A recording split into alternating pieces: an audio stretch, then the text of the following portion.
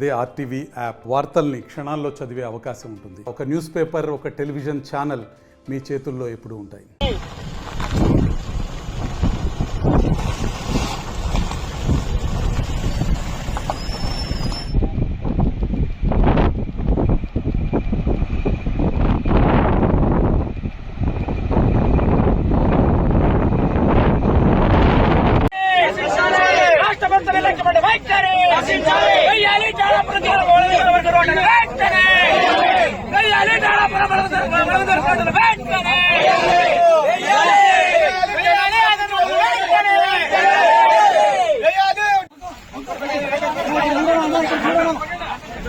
Sir ఇక్కడ మీది 10 కిలోమీటర్లు వస్తుంది, మాది 20 కిలోమీటర్లు ఉంది. దయచేసి చెప్తున్నా సార్, చాలా దరిద్రంగా ఉంది. నొడంలోతు గుంతులు పడినాయి. మీరు ఎందుకంటే మీరు అధికార పక్షంలో వచ్చినారు, మీరు దాన్ని రోడ్డు మాత్రం ఖచ్చితంగా అంటే ఆయన కల్లిబల్లి మాటలు చెప్తారు కానీ ఊగిన ఎంత మీడియాని పెట్టుకుని పెయ్యంత పెట్టుకునే కాట్లాడు కాదయా. నువ్వు అధికార పక్షంలో ఉండవు, ఎస్సీలని మాటింటారు, డీఎల్ని మాటింటారు, ఎస్టిమేషన్ వేసి ఇమ్మీడియట్లీ చెయ్యి. ఎవరు నువ్వు ప్రతిపక్షంలో ఉన్న మాట్లాడే చెట్లు నువ్వు ప్రతిపక్షంలో లేవు, నువ్వు అధికార పక్షంలో ఉన్నావు. పెయిన్ బీజేపీ మీదే ఉండేది, కేంద్రంలో మీ ప్రభుత్వం ఉండేది. తీసుకొని రా, లేకపోతే వీళ్ళ మీద కంప్లైంట్ చేయి. మాట ఉండరు లేదంటే కంప్లైంట్ చేయనువా, నీకు అధికారం ఉంది, నీకు ఎమ్మెల్యే నువ్వు. ఎమ్మెల్యే అంటే కాదు, నీ కనీసం నీ 10 కిలోమీటర్ల రోడ్ వేసుకో. మాకు 20 కిలోమీటర్లు లేకపోతే మన నీ 10 కిలోమీటర్ల రోడ్ వేసుకో. అదే నిధులు తెచ్చుకేసుకో. కనీసం 10 కిలోమీటర్లు సాపుకు వస్తారు. నీకు ఒకటే చెప్తున్నాం, మీరు ఈ రోడ్డు వేయకపోతే నెక్స్ట్ మేము మా ఈ హొలగొంద మండలం అంతా వచ్చి ధనాపురం దగ్గర వచ్చి ధర్నా కూర్చుంటాం. మీరు ఎన్న రోజులు రోడ్డు వేసి అన్న రోజులు మేము అక్కడ టెస్ట్ వేసి ధర్నా కూర్చునే విధంగా మీకు ఖచ్చితంగా చేస్తాం. మీరు ఖచ్చితంగా ఈ రోడ్డుని వేస్తే బాగుంటుంది.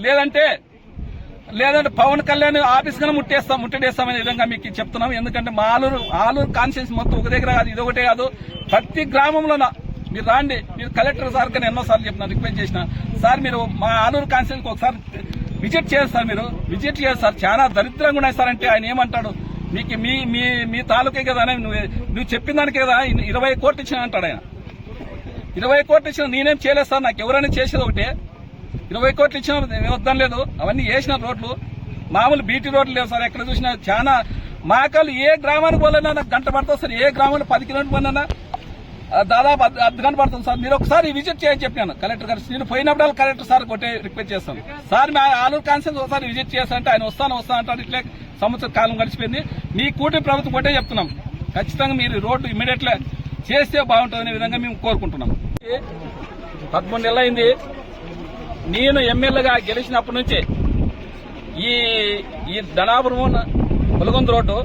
ఎందుకంటే నేను ఇంతకుముందు ఇన్ఛార్జ్ అంతా చూసినాను. ఇంతకుముందు ఆ టెండర్ కానీ పిలిచినారు, ఇది టెండర్ పిలిచిన కాంట్రాక్ట్ కానీ చాలా సార్లు రిక్వెస్ట్ చేసినాను. ఆయన జనవరి నెల 3వ తారీఖు మేము రోడ్డు ఓపెన్ చేస్తాం, పూర్తి చేస్తామని చెప్పినా నాకు. అయినా కానీ ఈ కూటమి ప్రభుత్వం వచ్చినాక అంటే వాళ్ళ ప్రభుత్వంలో వైఎస్ఆర్ కాంగ్రెస్ ప్రభుత్వం నిన్ను రోడ్లు ఉండకూడదని, టెండర్ ఉండకూడదని వాళ్ళ పేరు వస్తున్న విధంగా ఆ టెండర్ క్యాన్సిల్ చేసి ఈ రోజు ఇంత దరిద్రంగా ధనాపురం హొలగొందకు రావాలంటే దాదాపుగా 3 గంటల టైం పడుతుంది. నరక యాతన జనాలైతే అసలు నరక యాతన పడుతున్నారు. ఎందుకంటే ఇక్కడే ఏమన్నా డెలివరీలకు పోతే ఈ రోడ్లోనే డెలివరీ అయినారు. ఎందుకంటే అసలు గుంతులు నడంలోతు గుంతులు, మాకలోతు గుంతులు ఉన్నాయి. ఇంత అద్మానంగా ఈ చంద్రబాబు నాయుడేమో ఈ పవన్ కళ్యాణ్ ఏమో వాళ్ళు మాకు సంక్రాంతికి 2020లో సంక్రాంతి 15 కల్లా గుంతలు లేని రోడ్లు ఉండాలని చెప్పినారు. ఇదేనా మీది ఇదేనా అంటే నీకు మాట్లాడే మాటలన్నీ చెప్పినా కదా. మా జగన్మోహన్ రెడ్డి గారి బాబు సూటి మోసానికి గ్యారంటీ. మోసమే, ప్రతిదీ మాట్లాడితేనే మోసమే. ఏం చేసినా మోసమని, ఏం మాట్లాడినా మోసమే, ఏది ఎక్కడ అడుగుపెట్టినా మోసమే. మోసం ఈ మోసం చేస్తూ ఈ రోడ్డుని అన్యాయంగా రోడ్డు స్టార్ట్ చేసేదాన్ని దీన్ని క్యాన్సిల్ చేసి ఈరోజు ధనాపురం నుంచి హొలగొందకు పోయే జనాలకి, ఎందుకంటే రైతులు పోతున్నారు ఇక్కడ. ఎందుకు main head quarter Holagunda head quarter. ఆదోర్ నుంచి ఏదైనా రావాలన్నా పోలన్నా మెయిన్ ఇక్కడ ఇదే రోడ్డు, మెయిన్ హొలగొందకే రోడ్డు. ఎందుకంటే అక్కడ నుంచి ఆదోర్ నుంచి సరుకులు తీసుకున్నా లేదు, ఇక్కడ ఈ రోడ్డు లేని దానికి చాలా మంది బస్సులు డిపోలు కానీ క్యాన్సిల్ చేసినారు. వాళ్ళని డిపోలు రిక్వెస్ట్ చేసి నేను లేదు సార్ చాలా మంది ఇబ్బంది అవుతుంది, లేదంటే వాళ్ళు లేదు సార్ మా అన్ని కట్లన్నీ తెగిపోతున్నాయి అంటున్నారు. బస్సులకి ఉండే కట్టలు గిట్లు అన్ని తెగిపోతున్నాయి సార్, ఇరిగిపోతున్నాయి సార్. మేము రాలేమంటే లేదు సార్, లేదు చాలా ఇబ్బందులు పడతారు. ఆటోలు కానీ రావు, ఏం రావు, ఎట్లా ఖచ్చితంగా రావాలంటే రిక్వెస్ట్ చేసిన వాళ్ళని బస్సులు తిప్పుతున్నారు. ఇప్పుడు కావాల్సింటే మీరు బస్సు డ్రైవర్ ఉన్నాడు, డ్రైవర్తో కానీ మాట్లాడండి. ఇది చాలా నరక యాత్ర. ఇప్పుడు ముస్లింలు అంటే ఎట్లా మేము పారాయణ ఇట్లా ఈ బస్సు ఇంత ఇంత నాకైతే ఆడోళ్ళు అయితే ఎన్నోసారి ఎంతో మంది ఇక్కడే పోతూ చాలా మంది చనిపోయినారు. ఎందుకంటే టయానికి చేరుకోలేక దాదాపు 2 గంటలు 3 గంటలు టైం పడుతుంది పొలగొంద నుంచి పోవాలంటే. అలాంటిది మీరు మీ కూటమి ప్రభుత్వం పవన్ కళ్యాణ్ ఎక్కడ పోయినావు ఆయనవా, ఎక్కడ పోయినావు? పంచాయతీరాజ్ శాఖ మంత్రి తీసుకున్నావు, నువ్వు ఏం చేసేది తీసుకున్నావు? ఎవరిని మోసం చేసేది తీసుకున్నావు? అప్పుడేమో ఏదో గొప్పలు మాట్లాడుతుంది, ఏమేమో మాట్లాడుతుంది. అంతా మేము వస్తే నీ సస్యశ్యామం చేస్తామంటే ఇదేనా నీ సస్యశ్యామం? ఇదేనా నీది? ఎక్కడ పోయినావు? నీ సినిమా షూటింగ్లు తీసుకునే కనువా?